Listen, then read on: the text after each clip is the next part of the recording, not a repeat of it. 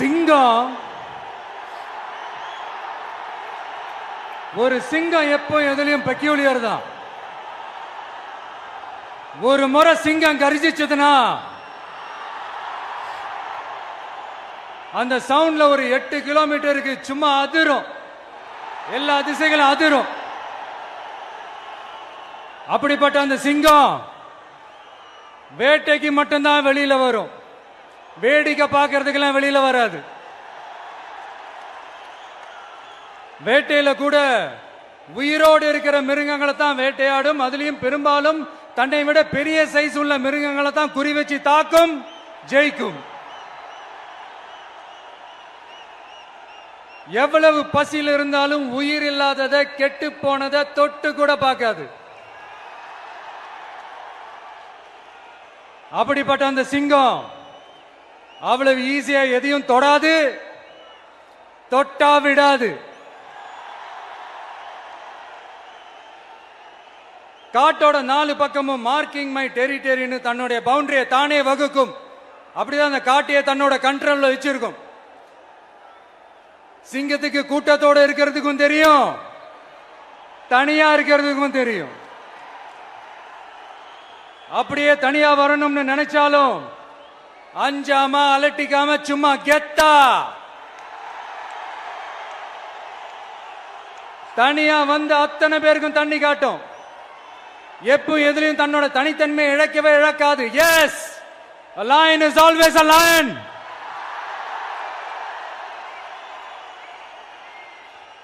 There are so many jackals and other animals in the forest, but there will be only one lion. And even if it is single, it will be the king of jungle. It is not only a description but also a clear declaration. சிங்கத்தை பத்தி பேசிட்டு நம்ம சிங்க குட்டிகளையும் சிங்க பெண்களையும் பத்தி நம்ம பேசாம இருக்க முடியுமா? அவங்களை எப்படி நான் மறப்பேன்? அவங்க தான் என்னுடைய உயிராச்சே, என் நெஞ்சில் குடியிருக்கும்.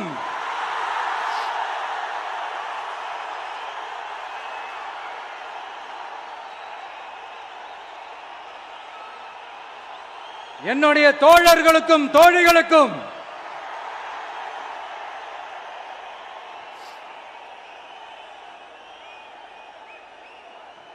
நேர்ல வர முடியாத சூழல்ல வீட்டில இருந்துகிட்டே நம்மளோட இந்த மாநாட்டில் நேரலை வாயிலாக கலந்துகிட்டு இருக்கிற என்னுடைய அம்மாக்கள், அக்கா தங்கைகள், அண்ணன் தம்பிகள், நண்பர்கள் அனைவருக்கும் என்னோட உயிர் வணக்கம்.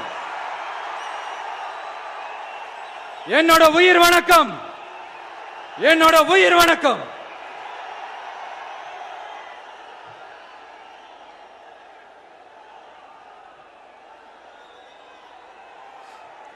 வீரம் விளையும் மாமதுரை மண்ணை வணங்குகிறேன்.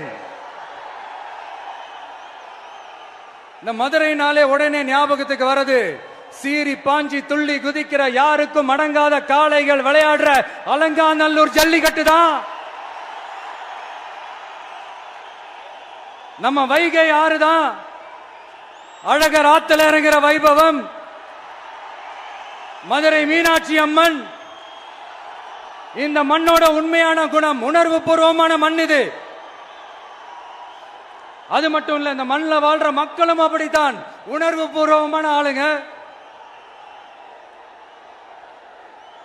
நான் இந்த மண்ணில் கால் எடுத்து வச்ச உடனே ஒரே ஒருத்தரை பத்தி தான் மனசுக்குள்ள ஓடிக்கிட்டே இருந்தது. அவர் யாருன்னு உங்களுக்கும் தெரிஞ்சிருக்கும். சினிமானாலும் சரி, அரசியல்னாலும் சரி, நமக்கு ரொம்ப ரொம்ப பிடிச்சது புரட்சி தலைவர் எம்ஜிஆர் அவர்கள் தான். அவரோட பழகிறதுக்கு எனக்கு வாய்ப்பு கிடைக்கல. ஆனா அவரை மாதிரியே குணம் கொண்ட என்னுடைய அண்ணன் புரட்சி கலைஞர் கேப்டன் விஜயகாந்த் அவர்களோட பழகிறதுக்கு எனக்கு நிறையவே வாய்ப்பு கிடைச்சது. அவரும் இந்த மதுரை மண்ணை சேர்ந்தவர் தானே, அவரை மறக்க முடியுமா? தமிழ்நாட்டு மக்கள் உணர்வுபூர்வமா உண்மையா நம்ம பக்கத்திலே நிக்கிறவங்க, அதுக்கு ஒரு மிகப்பெரிய அடையாளம் தான் இந்த மதுரை மண். நம்ம தமிழக வெற்றி கழகம் கையில் எடுத்திருக்கிற அரசியலும் அப்படித்தான். உண்மையான அரசியல், உணர்வு பூர்வமான அரசியல், நல்ல அரசியல், நல்லவங்களுக்கான அரசியல், நாட்டு மக்களுக்கான அரசியல், நல்லது மட்டுமே செய்கிற அரசியல்.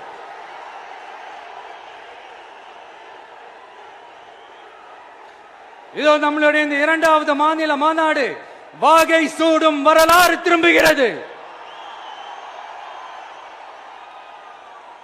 அப்படி இந்த மாநாட்டுக்கு பேர் வச்சிருக்கிறோம்.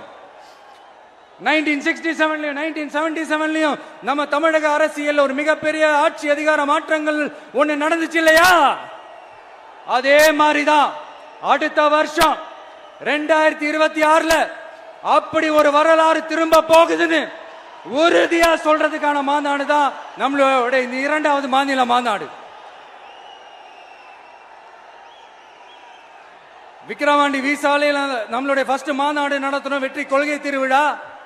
அதுக்கப்புறமே நீங்க பார்த்திருப்பீங்க தமிழக அரசியல் அந்த தட்ப வெப்பத்தையே மாத்தினுச்சு. நமக்கு எதிராக எத்தனை குரல்கள். ஆனா உங்களுக்கு தான் நம்மளை பத்தி நல்லா தெரியுமே, எந்த குரலையும் காதலையே போட்டுக்காம மக்களோட குரலை மட்டுமே கேட்டுக்கிட்டு நமக்கு எதிராக வர அத்தனை கூக்குரல்களையும் சின்னதா ஒரு சிரிப்போடவே கடந்து வந்திருக்கிறோம். அது இல்லாம நம்ம மாநாட்டில் ஒலிக்கிற இந்த குரல் இந்த ஒற்றை தமிழ் மகனோட குரல் மட்டுமல்ல, ஒட்டுமொத்த தமிழ்நாட்டு மக்களுடைய குரல்.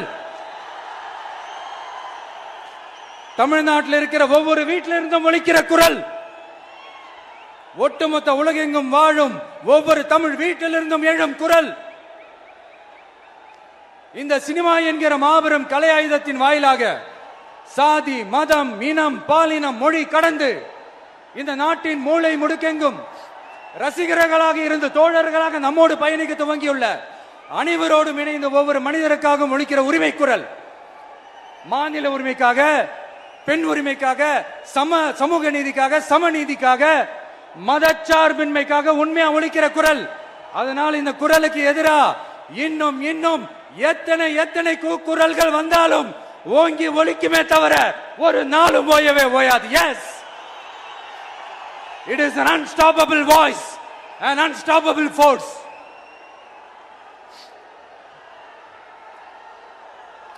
நம்ம அரசியலுக்கு வர்றதுக்கு முன்னாடி அட இவரெல்லாம் வரமாட்டாரியா, அவரே வரல, இவரே வரல, இவருங்க வர போறாரு அப்படின்ட்டு நிறைய பேர் ஜோஷியம் சொன்னாங்க. அப்புறம் நம்ம கட்சியினுடைய பேர் அறிவிச்சதுக்கு அப்புறம் பேரு தானே அறிவிச்சிருக்கிறாரு, மக்கள் கிட்ட பேர் வாங்கணும்ல, அதெல்லாம் முடியாதுன்னாங்க. அப்புறம் ரொம்ப முக்கியமா மாநாடுலாம் எவ்வளவு பெரிய விஷயம், அதெல்லாம் இவர் ஒத்தால எப்படி பண்ண முடியும், சும்மா பக்கத்துல புசியானதை வச்சுக்கிட்டு மாநாடுல எப்படி நடத்தி காட்ட முடியும், அதெல்லாம் அவங்களால முடியாது. அப்புறம் மழை பெஞ்சு எல்லாத்தையும் கெடுத்துரும். ஏன் என் கூட இருக்கிறவங்களே கூட தான் சொன்னாங்க. அதுக்கப்புறம் என்ன நடந்துச்சுன்னு உங்க எல்லாருக்குமே தெரியும். இப்ப புதுசா ஒண்ணு சொல்ல ஆரம்பிச்சிருக்கிறாங்க. அது என்னடானா, ஆட்சியை பிடிக்கிறதெல்லாம் அவ்வளவு ஈஸி இல்லை இல்லையா. இப்ப அதெல்லாம் விட்டாங்க, இப்ப இங்க வந்துட்டாங்க. இவர் நேரா ஷூட்டிங்ல இருந்து வருவாராம், வந்து ஆட்சியை பிடிப்பாராம். அது எப்படி இவராலே முடியும், அவராலே முடியல, இவராலே முடியல, அவருக்கு அத்தனை வருஷம் ஆச்சு, இவராலே எப்படி முடியும் ஒரு பக்கம். இன்னொரு பக்கம் கூட்டம் எல்லாம் ஓகே தான், அது எப்படி ஓட்டா மாறும் அப்படின்றது இன்னொரு பக்கம். இப்படி கதை, திரைக்கதை, வசனம், இயக்கம், பாடல்கள்,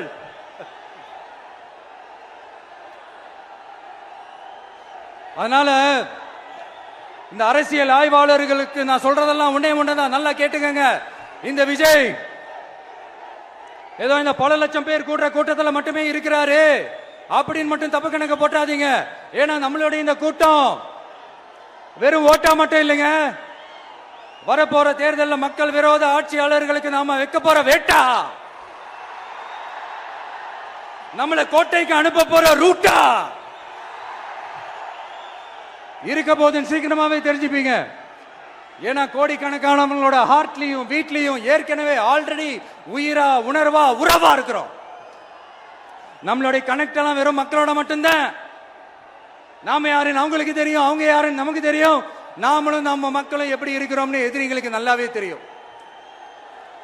இருந்தாலும் இந்த விஜய் எதுக்குப்பா வந்திருக்கிறாரு, இவர் என்ன புதுசா என்ன திட்டம்லாம் சொல்லிட்டாரு அப்படின்னு வேற நிறைய கேள்விகள். இந்த சொல்றேன் தெரிஞ்சுக்கங்க. பெண் குழந்தைகள், பெண்கள் மற்றும் வயசானவங்களோட பாதுகாப்புல தான் நம்ம பிரையாரிட்டியே.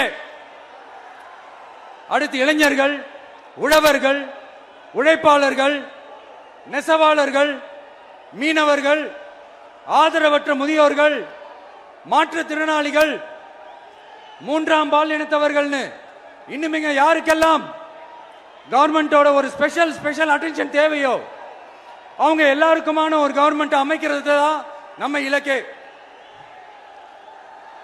நான் ஏற்கனவே சொன்னதை தான் இங்க நான் திரும்பவும் சொல்றேன். நம்மளுடைய இந்த தமிழக வெற்றி கழகம் ஏதோ அரசியல் ஆதாயத்துக்காக தொடங்கப்பட்ட கட்சியெல்லாம் கிடையாதுங்க. கொள்கை கோட்பாடுகளோடு தந்தை பெரியார், பெருந்தலைவர் காமராஜர், அண்ணல் அம்பேத்கர், வீரமங்க வேலு நாச்சியார், மக்கள் சேவகர் அஞ்சலை அம்மாள்,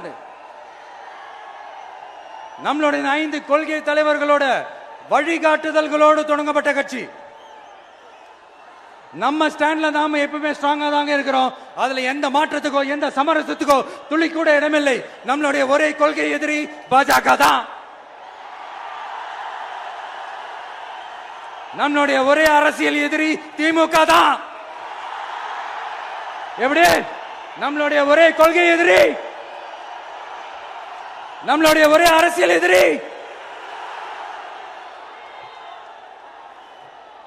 ஏதோ அண்டர் கிரவுண்ட் ஆதாயத்துக்காக டீல் போட்டுக்கிட்டு டீல் பேசிக்கிட்டு இந்த அலையன்ஸ் வச்சுக்கிட்டு இந்த ஊரை ஏமாத்துற கட்சி எல்லாம் நம்ம டிவிக்கே கிடையாதுங்க.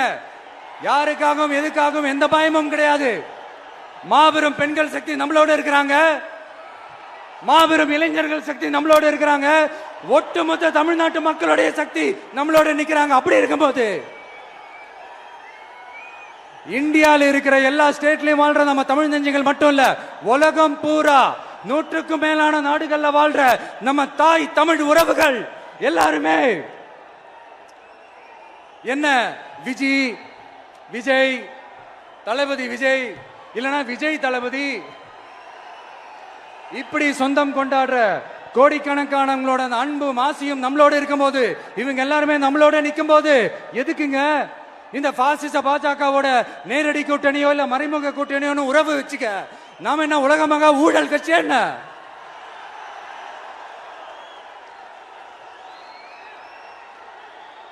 நம்மளை பத்தி சின்னதா ஒரு உண்மை ஒண்ணு சொல்லலாமா?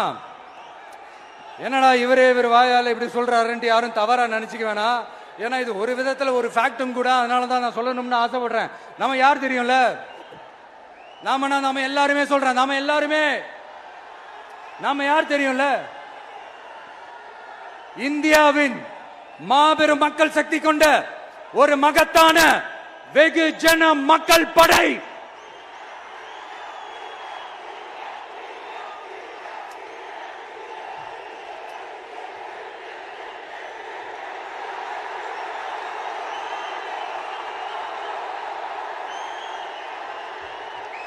அதனால நம்ம தலைமையில நாம் அமைக்க போற இந்த உண்மையான மக்களாட்சிக்கான அச்சாரமாக மாபெரும் மக்கள் சக்தியே அணி அணியாக நம்மளோட திரண்டு நிக்கிறப்போ இந்த அடிமை கூட்டணியில சேர வேண்டிய அவசியம் நமக்கு இருக்குங்க.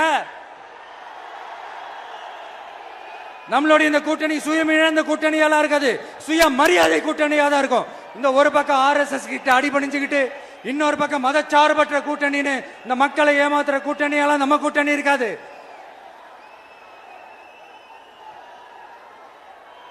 நான் இப்பவும் சொல்றேன், நம்மளை நம்பி வர்றவங்களுக்கு ஆட்சியிலும் அதிகாரத்திலும் உறுதியாக பங்களிப்பு செய்யப்படும். உடனே இந்த கேள்விகள்லாம் வரும். அப்ப யாரு கூட்டணி, யாரு வரா, யாரு போறா, இந்த கேள்விகள்லாம் வரும்.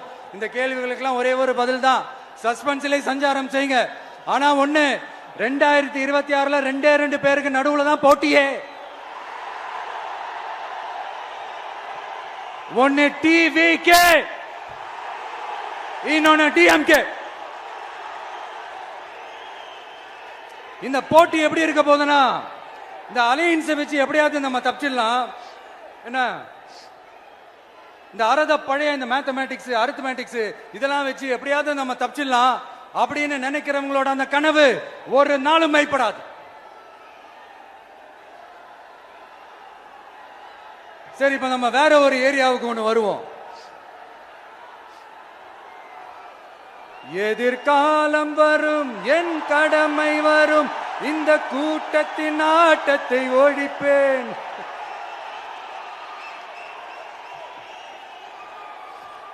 மக்கள் அரசியல் என்ற அந்த சவுக்க கையில் எடுக்கலாமா?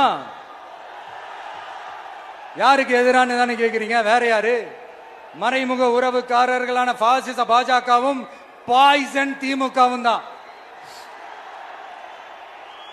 மாண்புமிகு பிரதமர் நரேந்திர மோடிஜி அவர்களே, 3வது முறையா ஒன்றியத்தோட ஆட்சி அதிகாரத்தை நீங்க தானே கையில் வச்சிருக்கிறீங்க. இல்ல நாங்க தெரியாம தான் கேட்கிறோம். நீங்க ஆட்சிக்கு வந்தது ஒட்டுமொத்த மக்களுக்கும் நல்லது செய்யவா, இல்ல நம்மளுடைய இந்த இஸ்லாமிய நண்பர்களுக்கும் இஸ்லாமிய தோழர்களுக்கும் எதிராக சதி செய்யவா? மக்களுக்கு உங்ககிட்ட கேட்கறதுக்குன்னு ஏராளமான கேள்விகள் இருக்குது. அதனால அவங்க சார்பா அவங்கள ஒருத்தனா அவங்களோட ஒரு உண்மையான ஒரு பிரதிநிதியா உங்ககிட்ட சில கேள்விகள் கேட்கணும். மிஸ்டர் பிரைம் மினிஸ்டர் அவர்களே, நம்ம தமிழ்நாட்டு மீனவர்கள் கிட்டத்தட்ட ஒரு 800 பேருக்கு மேல இலங்கை கடற்படையால தாக்கி அழிக்கப்பட்டிருக்கிறாங்க. அதை கண்டிக்கிறதுக்காக உங்களை பெருசா எதுவும் செய்ய சொல்லல, சின்னதா ஒண்ணே ஒண்ணு மட்டும் செஞ்சு கொடுங்க. இனிமேலாச்சும் எங்களுடைய மீனவர்கள் பாதுகாப்பா இருக்கிறதுக்காக இந்த கச்சத்தீவை இலங்கை கிட்ட இருந்து மீட்டு கொடுத்துருங்க, அது போதும். உங்களுடைய இந்த முரட்டு பிடிவாதத்தால நீங்க நடத்துற இந்த நீட்டு தேர்வு, அதனால இங்க என்னென்ன நடக்குதுன்னு சொல்றதுக்கே மனசு வலிக்குது.